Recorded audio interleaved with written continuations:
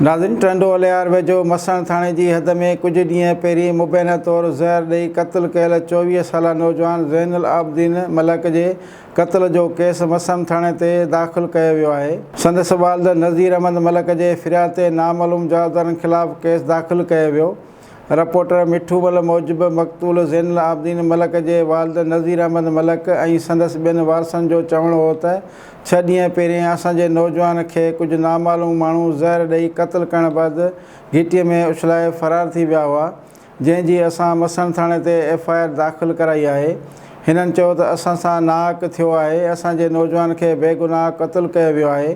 हिननि DIG Hyderabad, SSP Tando Aliyar ऐं ॿियनि वसवारनि खे अपील कंदे चयो आहे त असांजे बेगुनाह क़त्ल थियल नौजवान जे क़ातिलनि खे जल्द गिरफ़्तार करे इंसाफ़ फ़राहम कयो वञे।